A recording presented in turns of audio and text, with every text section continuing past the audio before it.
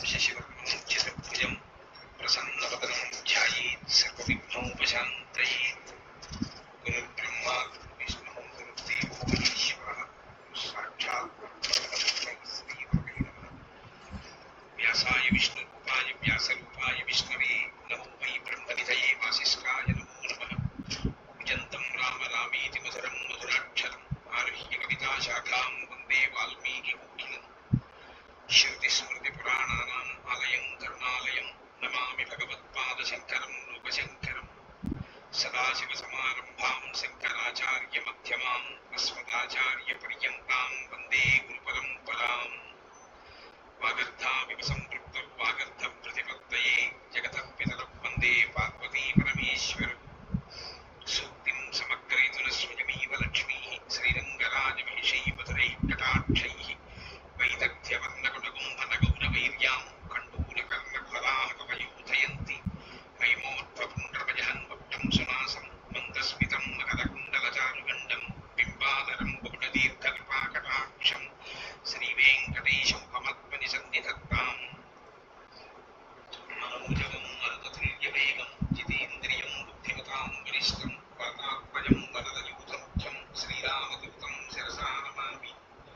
జయత్యతి బలో రామో లక్ష్మణశ్చ మహాబలః రాజానేతి సుగ్రీవో రాఘవేణాభిపాలితః దాసోహం కోసలేంద్రస్య రామస్యాగ్నిష్టకర్మణः హనుమాన్ శత్రుసైన్యానాం నిహంతా మారుతాత్మజः బలావనసహస్రం మే యుద్ధే ప్రజబలం భవేత్ శిలాభిస్తప్రహర్తः పాదపైశ్చ సహస్రశः అర్దయిత్వా పురీం లంకాం అభివజ్యత మైథిలీం సబుద్ధార్థో గమిష్యామి శతాం సపరక్షతాం. ధర్మాత్మా సత్యసంధశ్చ రామో దశరథిర్యది పురుషే చ ప్రతిద్వంద్వస్య రైనం జహిరామిణిం ఆపదామపహర్తారం దాతారం సర్వసంపదాం లోకాభిరామం శ్రీరామం భూయో భూయో నమామ్యహం. శరజ్యోత్సమాశుద్ధాం శశిలితజటాజూటపుటాం పరత్రాణత్రాసత్రాణస్ఫటికఘటికా పుస్తకకలాం సకం నత్వా నత్వా కదల్వసతాం సన్నిధదతే మధుక్షీరద్రాక్షా మధురిమధురీణాః ఫణితయః. హరి కిష్కింధాకాండము 21వ సర్గము. హనుమంతుడు తారను ఊరడించుట.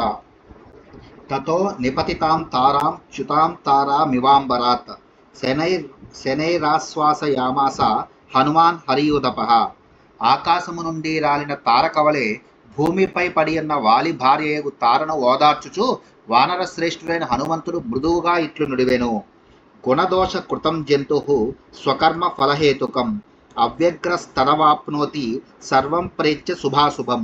శోచ్యా శోచసి కంశోచ్యం దీనం దీనానుకంపసే కస్యకో వానుశోచ్యోస్తి దేహేస్మిన్ బుద్బుదోపమే. దేవి, ఏ ప్రాణి అయినను తెలిసి గాని తెలియక గాని చేసిన శుభాశుభ కర్మల యొక్క ఫలములను అనగా సుఖదుఖ రూప ఫలములను జీవించి ఉండగా ఈ లోకమునందు గాని మరణానంతరము పరలోకమునందు గాని అనుభవించియే తీరును. వాలి మరణమునకు సుగ్రీవుడు నిమిత్త మాత్రుడు, అతని కర్మలే అందులకు కారణములు. నీవే శోచనీయ స్థితికి గురి అయి ఉంటివి. మరి నీవు ఎవరి కొరకు శోకించెదవు?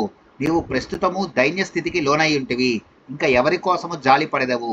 ఈ శరీరము నీటి బుడగవలే అస్థిరమైనది కనుక ఈ దేహమునందున్న జీవుడు మరి ఏ జీవుని కొరకును శోకింపవలసిన పని లేదు. అంగదస్తు కుమారోయం ద్రష్టవ్యో జీవపుత్రయా ఆయత్యాం చ విధేయాని సమర్థాన్యస్య చింతయా జానాస్య నేతామేవం భూతానాం ఆగతిం గతిం తస్మాచ్చుభం హి కర్తవ్యం పండితే నైహలౌకికం. అమ్మా, నీ కుమారుడైన అంగదుడు పసివాడు, నీవు అతని ఆలన పాలనలను చూడవలసి ఉన్నది. ఇక ముందు అతని బాగోగులను గురించి నీవు విచారింపవలసి ఉన్నది. దేవి, నీవు అన్నీను తెలిసిన దానవు. ఏ ప్రాణి ఎప్పుడు పుట్టునో ఎప్పుడు మరణించినో ఎవ్వరును ఎరుగరు. ఈ సత్యమును నీవును ఎరుగుదువు. కావున ఈ విలాపమును మాని పరలోకమున సుఖములను ఇచ్చటి పుణ్యకార్యములనే ఇచ్చట చేయుట యుక్తము. యస్మిన్ హరి సహస్రాని ప్రయుతాన్యర్బుదాని చ వర్తయంతి కృతాంశాని సోయం దృష్టాంతమాగతః యదయం న్యాయ దృష్టార్థః సామదాన క్షమాపరః గతో ధర్మ జితాం భూమిం నయనం శోచితుమర్హసి. తల్లి, అసంఖ్యాకులైన ఈ వానరులందరూ మహారాజైన వాలి మీదనే లక్షల కొలది కోట్ల కొలది ఆశలను పెట్టుకొని జీవించుచున్నారు. అట్టి మహాత్ముడు ఇప్పుడు కాలధర్మము చెందెను. ఇంతమంది స్వజనులకు పట్టుకొమ్మగా నిలిచిన ఆ ప్రభువు వీరినందరినీ విడిచిపెట్టి తన సుకృత ఫలములను అనుభవించుటకు వెళ్ళినాడు. కావున ఆయన కొరకై విచారింపవలదు. ఈ వానర ప్రభువు న్యాయమును అనుసరించి తన రాజ్యమును చక్కగా పరిపాలించినాడు. స్వజనుల దుఃఖములను తొలగించి వారికి ఊరట గూర్చినాడు. వారికి సంతృప్తికరముగా పెక్కు ప్రయోజనములను కలిగించినాడు. వారొనర్చిన అపరాధములను క్షమించుచు వారిని ఆదుకొనినాడు. అతడు ధర్మాత్మల లోకమునే చేరినాడు కనుక ఆయనకై దుఃఖింపవలసిన పని లేదు. సర్వే హి హరిశార్థూలా పుత్రశ్చాయం తవాంగద ఇదం హర్యుర్క్ష రాజ్యం చ త్వత్సనాథం అనిందితే తా విమౌ శోక సంతాపౌ శనైః ప్రేరయ భామిని త్వయా పరిగృహీతోయం అంగదః శాస్తు మేదిని. ఓ పూజ్యురాలా, ఈ వానర ప్రముఖులందరికీ నీ కుమారుడైన ఈ అంగదునకును ఈ వానర భల్లూకముల రాజ్యమునకు నీవే రక్షకురాలవు. ఓ దేవి, ఈ అంగద సుగ్రీవులు ఇరువురును శోక సంతప్తులై ఉన్నారు. వారికి ఊరట కలిగించి భావి కార్యక్రమమునకు ప్రోత్సహింపుము. నీ పర్యవేక్షణలో ఈ అంగదుడు రాజ్యమును పరిపాలింపగలడు. సంతతిశ్చ యథా దృష్ట్వా కృత్యం యచ్చాపి సాంప్రతం రాజ్ఞస్తత్ క్రియతాం తావత్ ఏష కాలస్య నిశ్చయః సంస్కార్యో హరిరాజశ్చ అంగదశ్చాభిషిచ్యతాం సింహాసన గతం పుత్రం పశ్యంతి శాంతిమేష్యసి. తల్లిదండ్రులకు సద్గతులను ప్రాప్తింపజేయుటచే సంతానము కలిగినందులకు ఫలము అని శాస్త్రములు చెప్పుచున్నవి. కనుక మహారాజునకు సుగతులు లభించుటకై అంగదుడు ఉత్తర క్రియలను ఆచరింపవలెను. దానికి ఇది తగిన సమయము. ముందు మహారాజైన వాలికి మరణానంతర సంస్కారములను జరుపవలెను.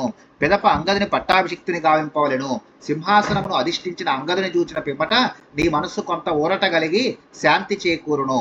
సా తస్య వచనం శ్రుత్వా భర్తృవ్యసనపీడిత అబ్రవీదుత్తరం తారా హనుమంతం అవస్థితం. భర్తృవియోగమునకు దుఃఖించుచున్న ఆ తార మారుతి వచనములను విని పిమ్మట తన సమీపమునే ఉన్న అతనితో ఇట్లు నుడివెను. అంగద ప్రతిరూపానాం పుత్రాణామేకత శతం హతస్యాప్యస్య వీరస్య గాత్ర సంశ్లేషణం వరం నచాహం హరిరాజస్య ప్రభవామ్యంగదస్య వా పితృవ్యస్తస్య సుగ్రీవః సర్వకార్యేష్వనంతరః. మారుతి, త్రాసులో అంగదుని వంటి 100 మంది కుమారులను ఒక ప్రక్కనను మృతుడైనను ఆ మహావీరుని పత్నిగా ఆయనను కౌగిలించుకొని సహగమనము చేయుటను మరి యొక్క ప్రక్కనను ఉంచినచో రెండవదియే మొగ్గు చూపును. అనగా సహగమనమే నాకు ప్రీతికరము. వానర రాజ్యముపై నాకు ఎట్టి అధికారము లేదు. అంగదుని పట్టాభిషిక్తిని చేయుట నా చేతిలో పని కాదు. అతని పినతండ్రి అయిన సుగ్రీవుడే సమస్త కార్యములను నిర్వహించుటలో సమర్థుడు. అతడే అంగదునకు దగ్గరివాడు. నాకంటేను సుగ్రీవుడే అంగదుని యోగక్షేమములను గూర్చి చక్కగా ఆలోచింపగలడు. నేషా బుద్ధిరాస్తేయ హనుమన్నంగదం ప్రతి పితాహి బంధు పుత్రస్య న మాతా హరిసత్తమ. ఓ మారుతి, నీవు వానరులలో ప్రముఖుడవు. అంగదుని గూర్చి నీవు చెప్పిన ఈ ఆలోచన సరికాదు. సుగ్రీవుడు అంగదునకు తండ్రి అంతటి వాడు. ఈ సందర్భమున తల్లినైన నాకంటను సుగ్రీవుడే అంగదునకు శ్రేయస్సును కూర్చగల ఆత్మబంధువు. నహి మమ హరిరాజ సంశ్రయాత్ క్షమతరం మస్తి పరత్ర చేహవా అభిముఖ హతవీర సేవితం శయనమిదం మమ సేవితం క్షమం. హనుమంత, వానర ప్రభు అయిన వాలి నాకు ప్రాణనాథుడు. ఈ లోకమున గాని పరలోకమున గాని నా స్వామిని ఆశ్రయించుటయే నాకు యుక్తము. రణరంగమున వీరునితో పోరాడుచు హతుడైన ఈ ప్రభువు సేవించుచున్న శయనమునే నేనును ఆశ్రయించుట ధర్మము. అనగా పతితో సహగమనమును చేయుటయే నా కర్తవ్యము. ఇత్యార్షే శ్రీమద్ రామాయణే వాల్మీకియే ఆదికావ్యే కిష్కింధాకాండే 21 సర్గః. వాల్మీకి మహర్షి విరచితమై ఆదికావ్యమైన శ్రీమద్ రామాయణం నందలి కిష్కింధాకాండమునందు ఇది 21వ సర్గము.